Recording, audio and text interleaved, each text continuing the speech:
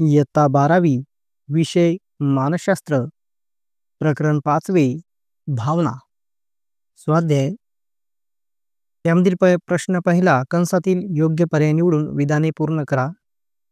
1. Dash म्हणजे शारीरिक उत्तेजना, आविर्भावात्मक वर्तन, विचार या सर्वांचे संयोजन होय. पर्याय प्रतिसाद, प्रतिक्रिया, भावना. उत्तर भावना. भावना म्हणजे शारीरिक उत्तेजना, आविर्भावात्मक वर्तन, विचार या सर्वांचे संयोजन होय. 2. जेम्स लँगच्या मते प्रथम डॅश निर्माण होते व नंतर आपण भावना अनुभवतो. पर्याय शारीरिक उत्तेजना, भावना, विचार. उत्तर शारीरिक उत्तेजना. जेम्स लँगच्या मते प्रथम शारीरिक उत्तेजना निर्माण होते व नंतर आपण भावना अनुभवतो. 3. भावना या इतरांवर नियंत्रण ठेवण्यासाठी डॅश म्हणून वापरल्या जातात. शस्त्र, मार्ग, संधी. उत्तर शस्त्र. भावना या इतरांवर नियंत्रण ठेवण्यासाठी शस्त्र म्हणून वापरल्या जातात. 4. जेव्हा तुम्ही दुसऱ्या व्यक्तीस तुमचे शोषण करण्यास परवानगी देतात तेव्हा तुम्ही डॅश बळी असतात. भावनिक, शारीरिक, सामाजिक. उत्तर भावनिक. जेव्हा तुम्ही दुसऱ्या व्यक्तीस तुमचे शोषण करण्यास परवानगी देतात तेव्हा तुम्ही भावनिक बळी असतात. 5. व्यायामामुळे शरीरात डॅश स्राव वाढून उत्साह वाढतो. इंडोमॉर्फिन, थायरॉक्सिन, इन्सुलिन. उत्तर इंडोमॉर्फिन. व्यायामामुळे शरीरात इंडोमॉर्फिन स्राव वाढून उत्साह वाढतो. प्रश्न दुसरा. विसंगत शब्द ओळखून त्यामागील कारण स्पष्ट करा. 1. प्रशंसा, तिरस्कार, स्वीकृती, विश्वास. तर यामध्ये विसंगत शब्द आहे तिरस्कार. कारण तिरस्कार हा शब्द सोडून इतर जे सर्व शब्द आहेत ते भावना, सकारात्मक शब्द आहेत. 2. लाथ मारणे, दुर्लक्षित करणे, ढकलणे, ओरडणे. विसंगत शब्द दुर्लक्षित करणे. कारण दुर्लक्षित करणे सोडून इतर सर्व रागाची शारीरिक सूचके आहेत. 3. पुनर्मूल्यांकन, बोलणे, प्रतिसाद, शिथिलीकरण. विसंगत शब्द बोलणे. कारण बोलणे सोडून इतर तंत्रे राग व्यवस्थापनाची प्रभावी तंत्रे आहेत. 4. ध्यान, सामाजिक कार्य, सहानुभूती, छंदांची जोपासना. विसंगत शब्द सहानुभूती. कारण सहानुभूती सोडून इतर सर्व मानसिक सुदृढता संवर्धनाची तंत्रे आहेत. प्रश्न तिसरा. जोड्या लावा. यामध्ये अ गट ब गट आहे. अ गट सुख, पॉल अरकमने, राग, भीती, दुःख, राग व्यवस्थापन. तर ब गटात आहे मूलभूत भावना, लढावा, पळा, प्रतिक्रिया, सकारात्मक भावना, उदासीनता, शिथिलीकरण, ताण व्यवस्थापन. तर याच्या योग्य जोड्या आहेत. 1. सुख, सकारात्मक भावना. 2. पॉल अरकमने, मूलभूत भावना. 3. राग, ताण व्यवस्थापन. 4. भीती, लढावा, पळा, प्रतिक्रिया. 5. दुःख, उदासीनता. 6. राग व्यवस्थापन, शिथिलीकरण. प्रश्न चौथा. खाली विधाने चुकी बरोबर ते सांगा. 1. भावनिक सुदृढतेचे सहज निरीक्षण करता येत नाही. बरोबर. 2. सकारात्मक भावना व्यक्तीमध्ये उत्साह निर्माण करतात. बरोबर. 3. स्वतःच्या हिताचा विचार करणे अपराधीपणाचे वाटले पाहिजे. चूक. 4. राग ही नकारात्मक मूलभूत भावना आहे. बरोबर. प्रश्न 5वा. खालील प्रश्नांची 35 ते 40 शब्दात उत्तरे लिहा. 1. चेहऱ्यावरील प्रतिसाद गृहीतक स्पष्ट करा. उत्तर चेहऱ्यावरील प्रतिसाद गृहीतकानुसार आपल्या चेहऱ्यावरील अभिव्यक्ती म्हणजेच हावभाव आपल्या मेंदूला अभिप्राय देतात. चेहऱ्यावरील अभिव्यक्तीमुळे केवळ आपल्या भावना अधिक स्पष्ट होतात असे नाही, तर चेहऱ्यावरील अभिव्यक्ती संबंध भावनेचे कारणही ठरतात. म्हणजे चेहऱ्यावरील आविर्भाव केवळ आपल्या भावनांचा परिणाम नाहीत, तर ते भावनांवर प्रभाव पाडण्यासाठीही सक्षम आहेत. उदाहरण, हसतमुख राहिल्यास आपल्याला अधिक आनंदी वाटण्याची शक्यता असते. 2. व्यक्ती सामाजिक उपेक्षेचा सामना केव्हा करते? उत्तर, व्यक्तीला जेव्हा अशाब्दिक भावनिक गैरवर्तनाचा अनुभव येतो, तेव्हा व्यक्ती सामाजिक उपेक्षाचा सामना करते. सामाजिक व्यवहारात इतरांनी दुर्लक्ष करणे, अबोला धरणे, असहकार्य करणे इत्यादी सर्व बाबतीत व्यक्तीला सामाजिक उपेक्षेला म्हणजे बहिष्काराला सामोरे जावे लागते. 3. रागाची अभाषिक सूचके उदाहरणासहित स्पष्ट करा. उत्तर, चेहऱ्यावरील हावभावातून अपमान होणे, उपेक्षा होणे, नाकारले जाणे, समोरील व्यक्तीने कपाळावर आठ्या पाडणे, समोरच्याने चेहऱ्यावर कुत्सित भावांनी तिरस्कार करणे, नकारात्मक देहबोली दर्शवणे ही रागाच्या अभाषिक सूचकांची उदाहरणे आहेत.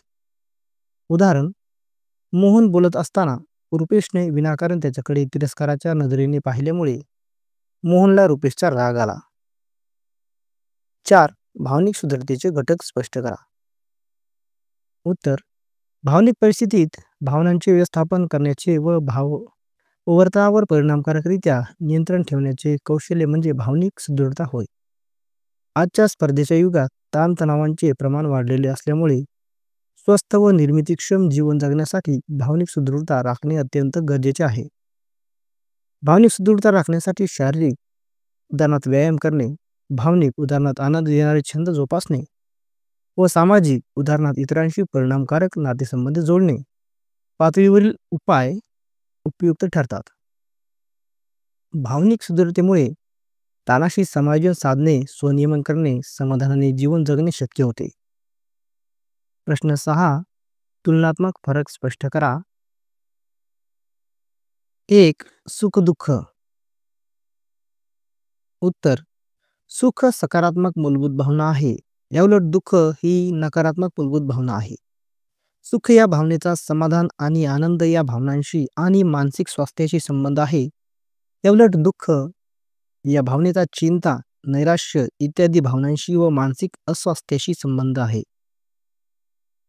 2. जेम्स लँग सिद्धांत, कॅनन बार्ड सिद्धांत. उत्तर,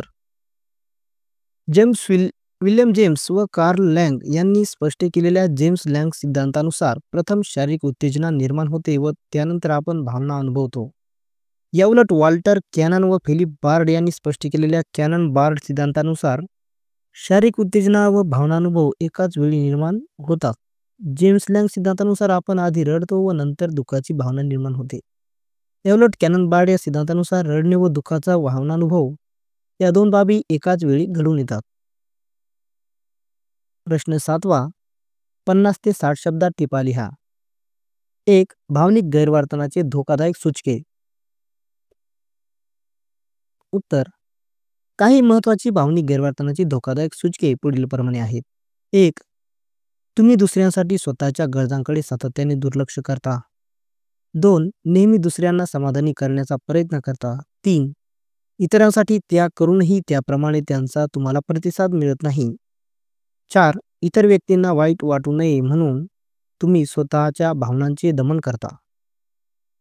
5. स्वतःच्या हिताचा विचार केल्यास तुम्हाला अपराधीपणाचे वाटते. 6. लोक आपल्याशी भावनिक गैरवर्तन करतात कारण आपण त्याच लायकीचे आहोत असे तुम्हाला वाटते. कोणीही तुमच्याबरोबर राहू इच्छित नाही असे तुम्हाला ठामपणे वाटते. 2. प्लुटचिकचा भावनांचा आराखडा. उत्तर, प्लुटचिक यांनी मूलभूत भावना आणि मिश्र भावना स्पष्ट करणारे भावनांचे चक्र स्पष्ट केले. प्लुटचिक यांनी त्यांच्या भावनांचा चक्रात एकूण 8 मूलभूत भावना मांडल्या.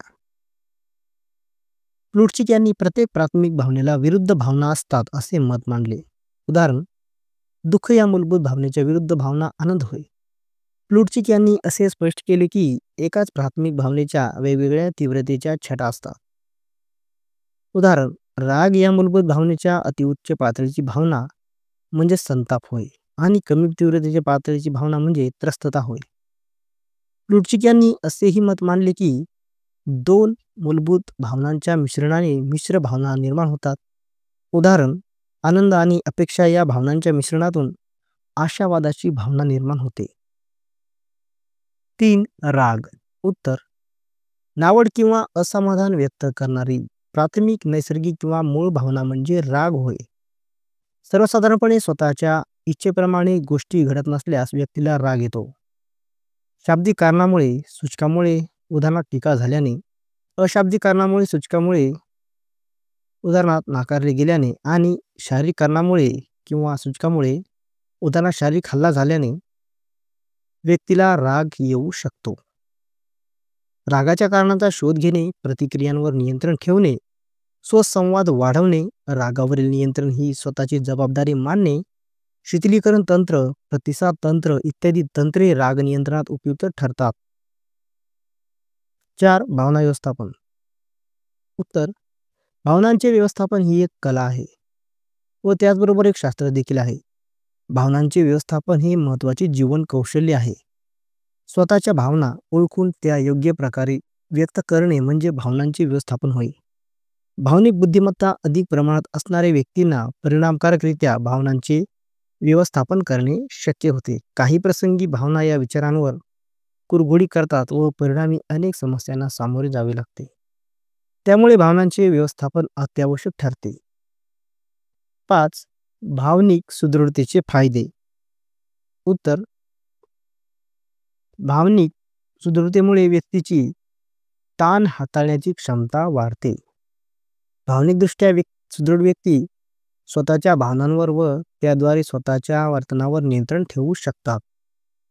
भावनिक सुदृढतेमुळे भावनिकदृष्ट्या सुदृढ व्यक्ती सकारात्मकता अनुभवतात, परिणामी त्यांची कार्यक्षमता वाढते. भावनिक सुदृढतेमुळे सर्जनशीलता वाढते. जीवनातील नाविन्यपूर्ण अनुभव घेण्याची इच्छा वाढते. भावनिक सुदृढतेमुळे इतरांबरोबर घनिष्ठ स्वरूपाचे मैत्रीचे संबंध जोडता येतात. समाजोपयोगी उपक्रमात सक्रियपणे योगदान देता येते. प्रश्न 8. खालील प्रश्नांची 50 ते 60 शब्दांत उत्तरे लिहा. 1. राग व्यवस्थापनाच्या विविध दृष्टिकोन वापरून तुम्ही अनुभवलेली केस स्टडी स्पष्ट करा. उत्तर, उदाहरण केस स्टडी. संदीपला छोट्या छोट्या गोष्टीमुळे राग येत असे व त्याची मित्रांबरोबर सतत भांडणे होत असत. 1. शिथिलीकरण. संदीपने शिथिलीकरण व प्रतिसाद या तंत्राचा वापर केला. शिथिलीकरण तंत्राचा वापर केल्याने संदीपला स्वतःच्या शाब्दिक व शारीरिक आक्रमकतेवर व परिणामी रागावर नियंत्रण ठेवण्यात यश आले. 2. प्रतिसाद. संदीपने त्याला नेमक्या कोणत्या गोष्टीचा राग येतो याची मित्रांना स्पष्ट जाणीव करून दिल्यामुळे त्याच्या या प्रतिसादाने मित्रांनी त्यांचे वागणे बदलले व त्यामुळे ही संदीपला राग व्यवस्थापन करण्यात यश आले. 2. रागामध्ये मेंदू कसे कार्य करतो. उत्तर, मेंदूचा बाहेरील वरचा भाग म्हणजे सेरेब्रल कॉर्टेक्स हा तुलनेने कालांतराने विकसित झालेला आहे. मेंदूच्या या भागाद्वारे विचार करणे, निर्णय घेणे इत्यादी कामे पार पाडली जातात. मेंदूचा लिम्बिक सिस्टीम हा भाग खूप अगोदर विकसित झालेला आहे. लिम्बिक सिस्टीम या भागात भावनिक नियंत्रणाचे केंद्र असते. त्यामुळे जेव्हा व्यक्तीला एखादा भावनानुभव येतो, उदाहरणार्थ राग, तेव्हा मेंदूचा लिम्बिक सिस्टीम हा भाग अगोदर सक्रिय होतो. मेंदूच्या लिम्बिक सिस्टीम या भागातील ॲमिग्डाला म्हणजेच बदामी केंद्राला या भागात भावनिक स्मृती साठवून ठेवलेली असते. मेंदूच्या लिम्बिक सिस्टीम या भागातील ॲमिग्डाला या भागात भावनिक स्मृती साठवून ठेवलेली असते.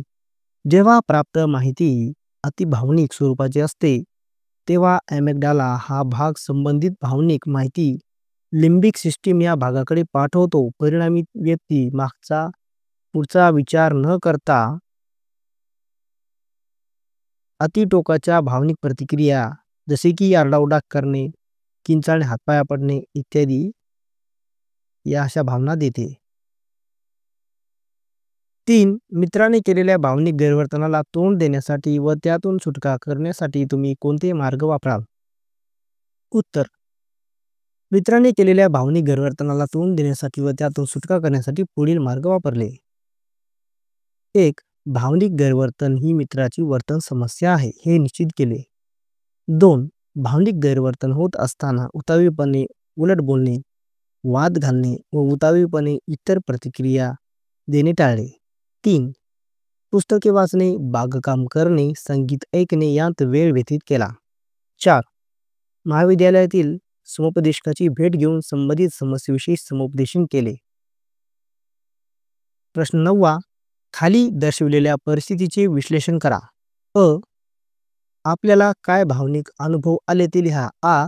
त्या परिस्थितीला आपण कसे तोंड दिले ते स्पष्ट करा.